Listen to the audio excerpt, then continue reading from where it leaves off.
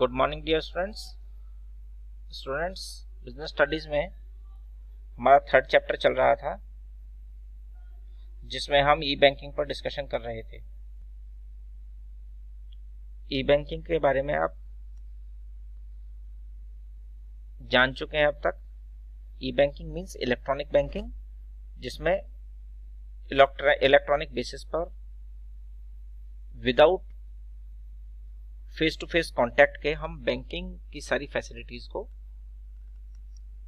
Use कर सकते हैं, जो भी फैसिलिटीज बैंक देता है। अभी डिजिटल मार्केट में,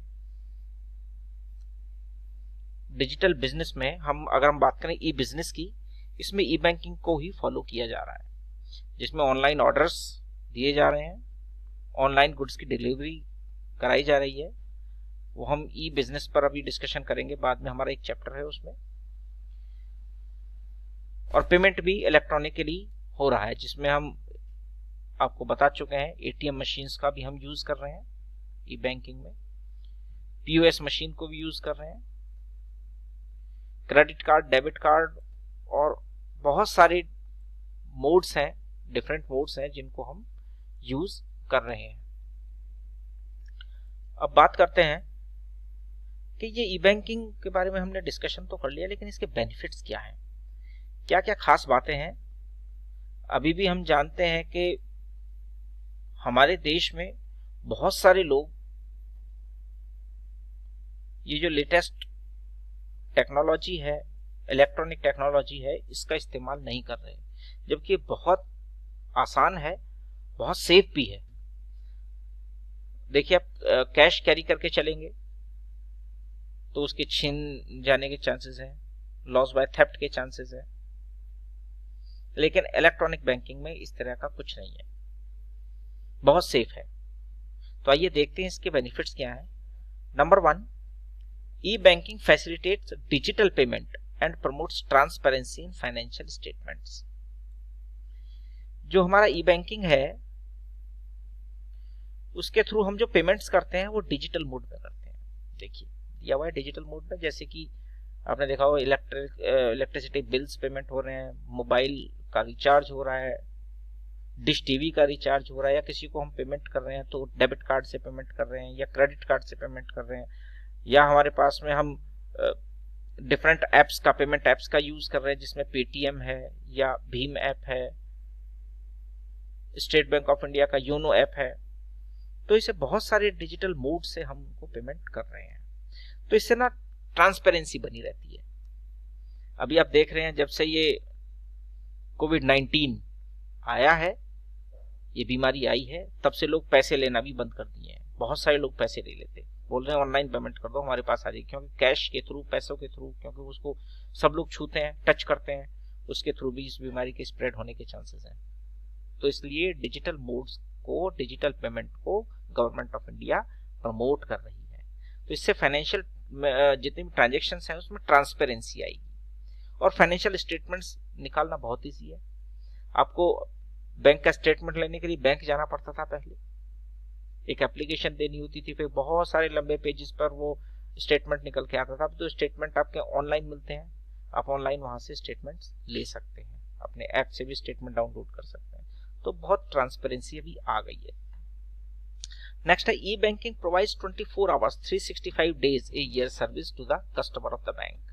देखिए कितनी अच्छी बात है, बैंक के साथ अगर आप ट्रांजेक्शन करेंगे तो उनकी टाइम लिमिट है कि सुबह 10 बजे खुलेंगे, शाम को 4 बजे बंद हो जाएंगे। अगर उसके बाद ट्रांजेक्शन करनी हो या पेमेंट करना हो तो क्या करेंगे, नहीं पॉसिबल है, क्योंकि बैंकिंग जो सिस्टम है उनके वर्किंग आवर्स फिक्स हैं।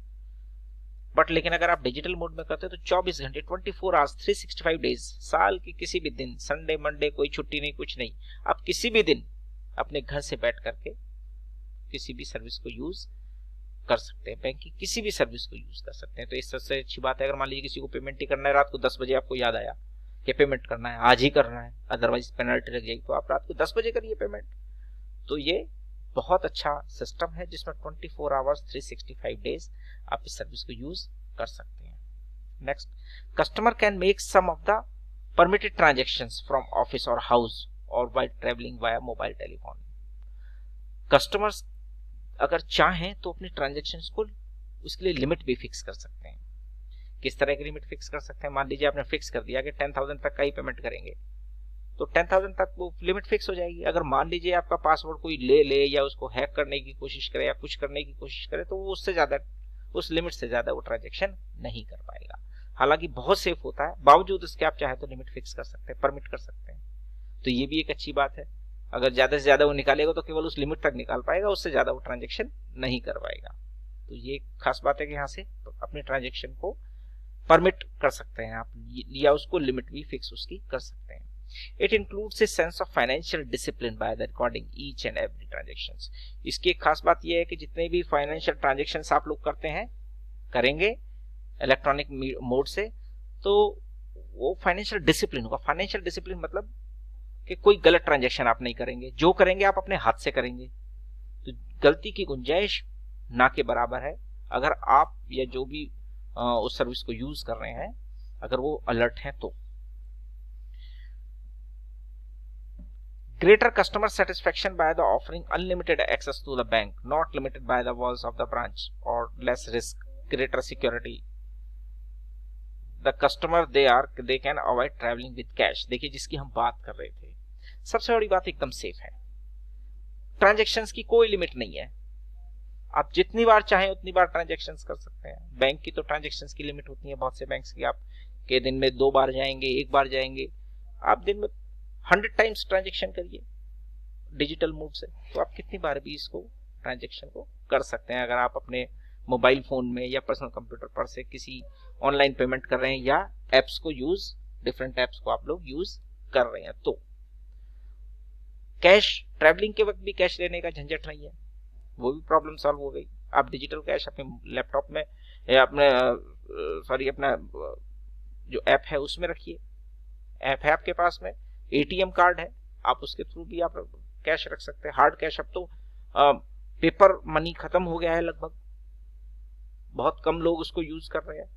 जो पढ़े लिखे समझदार लोग हैं वो प्लास्टिक मनी का यूज कर रहे हैं, जिसमें डेबिट कार्ड्स हैं, क्रेडिट कार्ड्स हैं, तो उनको यूज कर सकते हैं।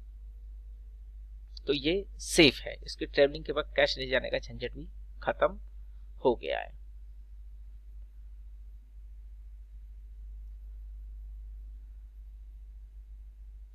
The banks also stands gained by the e-banking. The benefits are, अब ये कुछ बेनिफिट्स हैं जो बैंक्स को हैं।